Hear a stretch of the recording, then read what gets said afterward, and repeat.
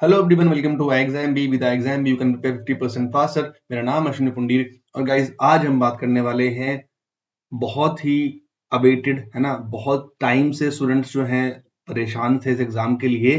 D triple S B, अब मैं उसको 23 बोलूं, 24 बोलूं, 25 बोलूं, मुझे भी समझ में नहीं आ रहा है।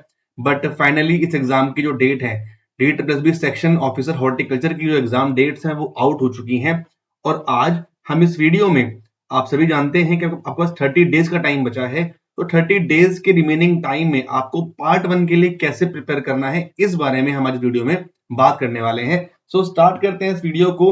ये है आपके सामने कैलेंडर जो रिलीज हुआ है 11 मार्च को, है ना। इसको आप देखिए और आपका जो पहला एग्जाम यहाँ पर मेंशन्ड है वो होगा भाई 16 अप्रैल को। सो मैं 16 अप्रैल इसको मान के चल रहा हूँ। 16 अप्रैल के लिए आपके पास सर ने आपको बताया कि 30 डेज से ज्यादा का टाइम है, बट आप 30 डेज ही मानकर चलिए कि 30 डेज का टाइम है।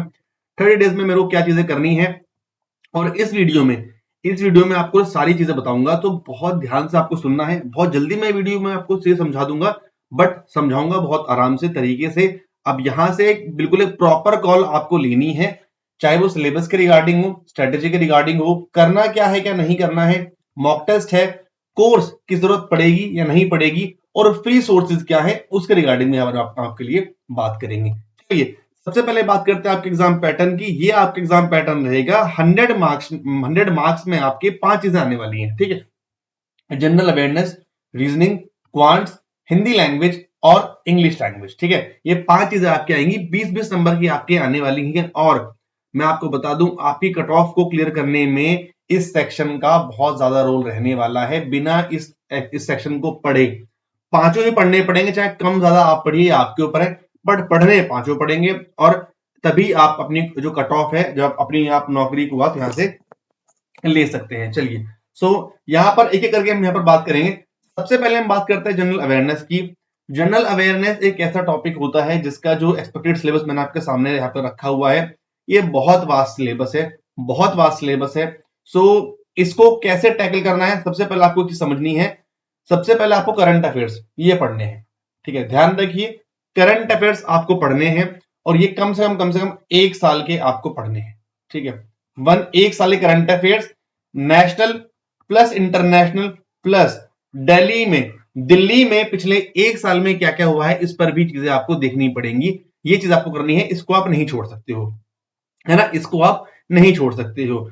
अब इसके बाद क्या करना है, यहीं पर मैं आपको बता दूं कि आपको जो भी लेटेस्ट इवेंट में जो चीजें हुई हैं, ठीक है, चाहे वो साइंस के रिगार्डिंग हो, कोई बुक्स एंड ऑथर्स है, आर्ट एंड कल्चर है, अवार्ड एंड रिसोर्सेज है, ये सभी आपको लेटेस्ट यहां पर जो है वो पढ़ने हैं, ठीक है। आप हिस्ट्री पूरी पढ़ने बैठोगे, नहीं पढ़ सकते। इकोनॉमी पूरी 1 महीने में नहीं पढ़ सकते।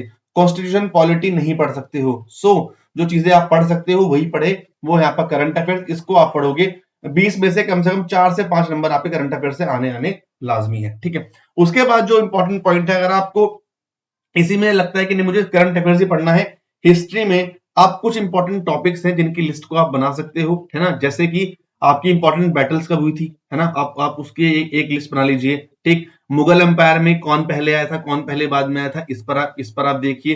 कुछ इंपॉर्टेंट पॉइंट्स है। बात करते हैं ज्योग्राफी की, हाईएस्ट क्या है, लोवेस्ट क्या है, सुपरियॉरिटी, जो आपकी सुपरलेटिव इसमें चीजें पूछी जाती हैं, उन पर आप ध्यान दे सकते हो। बट मैं फिर भी बोलूंगा, जीए में अगर ज्यादा आप जाओगे तो उतना आप स्कोर नहीं कर सकते हो जितना आप बाकी सब्जेक्ट में आप स्कोर कर सकते हो। Current affairs is the first priority. उसके बाद इंपॉर्टेंट इवेंट्स हैं, वो दूसरी प्रायोरिटी है। एंड तीसरा क्या करना है आपको, कोशिश कीजिएगा जितने भी एसएससी के, है ना, जो भी एग्जाम्स हुए हैं लास्ट के 1 से 1.5 साल में, उसकी जीए आप सिर्फ क्वेश्चन से आप पढ़ लीजिएगा, ठीक है। ये हो गया आपका फ्री सोर्स। आगे बात करते हैं यहाँ पर, ठीक है, test of English language and comprehension. सबसे इंपॉर्टेंट पार्ट कॉम्प्रीहेंशन, ये आपको डेली पढ़ना है, ठीक है। चाहे मैं हिंदी की बात करूं, चाहे मैं इंग्लिश की बात करूं, कॉम्प्रीहेंशन आपका यहाँ पर है ना। ये आपको डेली पढ़ना है, कोशिश कीजिए। इसमें ध्यान से आपके 5 मार्क्स आएंगे, 5 मार्क्स। अगले 30 दिनों तक ये आपको बिल्कुल नहीं छोड़ना है, ये आपको रेगुलर पढ़ना है, ठीक है। उसके बाद इसमें आप अगर टॉपिक्स में जाओगे, अब वोकैबुलरी आप पढ़ सकते हो, प्रीवियस ईयर की जो वोकैबुलरी है उनको आप पढ़िए, उन पर आप ध्यान दीजिए। ईडियम फ्रेज है उनको पढ़िए, एंटोनिम है उनको पढ़िए, ठीक है। अब इसके अलावा जो फिल इन द ब्लैंक्स है, जो एरर करेक्शन है, ये आप अकेले नहीं पढ़ सकते हो, इसके लिए आपको ये सारा पार्ट पढ़ना पड़ेगा, तभी आप इनको कर पाओगे। सो इसके लिए भी मैं बोलूंगा कि जो भी इसके प्रीवियस ईयर के पेपर है, जो भी DSSB के जो पेपर्स होते हैं ना, वो पेपर 1 के लिए जो पेपर आते हैं उन पर आप फोकस कीजिए, उनसे आप प्रैक्टिस कीजिए। नेक्स्ट, इंटेलिजेंस एंड रीजनिंग सब कुछ नहीं पढ़ना है। रीजनिंग और क्वांट के लिए, ठीक है, रीजनिंग और क्वांट के लिए मैं आपको सिंपल चीज से समझा दूं, इसमें आप कुछ मत जाओ पढ़ने, ठीक है, पढ़ो मत, अभी 1 महीना आप सब कुछ नहीं पढ़ सकते हो। मैं आपको 2 सोर्स बता रहा हूं, एक है आपका SSC CHSL, ठीक है, और जिसमें आपका 23 और 24, ये 2 साल के अगर आपने सिर्फ PYP कर लिए, ठीक है, तो रोज आपको क्या करना है, रोज आपको 25 क्वेश्चन एक सेट आपको रोज कंप्लीट लगाना है, कंप्लीट लगाना है। और जो टॉपिक आपको नहीं आना फिर उसको आप पढ़ लीजिए, जो टॉपिक आप नहीं कर पा रहे हो उसको आप पढ़ लीजिए। आप टॉपिक वाइज पढ़ने बैठोगे तो आप नहीं कर पाओगे, इसमें से 25 में से आपके 10 आएंगे, 12 आएंगे, सो आपके पास एक लिस्ट सेट हो जाएगी, हाँ मुझे इन टॉपिक्स पर पढ़ना है, और रोज को इसको 1 या 1.5 घंटे से ज्यादा नहीं देना है, मैक्सिमम 1.5 आवर्स, इससे ज्यादा आपको नहीं देना है इसको।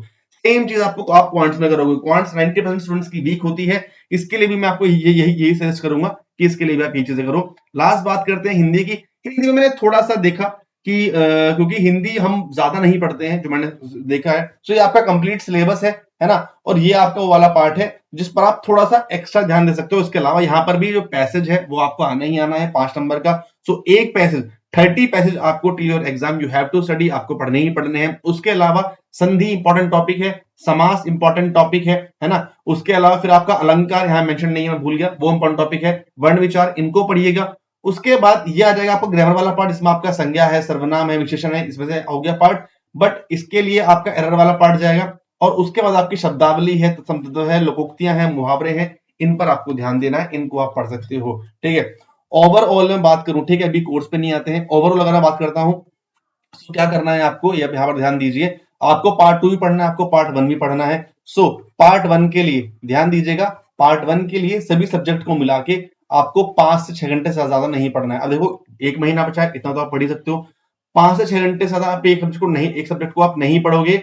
सबसे कम टाइम आप जीए में लगाइए, कोशिश कीजिए कि रोज के 30 मिनट्स आपको पढ़ना है, और उसमें आपको पुरानी 1 साल की करंट अफेयर जो पूरी करनी है 30 से 1 घंटे में, चले 1 घंटा मान लीजिए इसको। उसके अलावा अभी आप जितना फोकस करेंगे इसके प्रीवियस के पेपर पर, जितने भी है ना, अब आपको ऑप्शन दे रहा हूं यहाँ पर, DSSB के 50 एग्जाम होते हैं, DSSB के 50 एग्जाम होते हैं। तो सबसे पहले तो जो आप इसी के PYP है उसका लिंक नीचे है, वो लगाइएगा।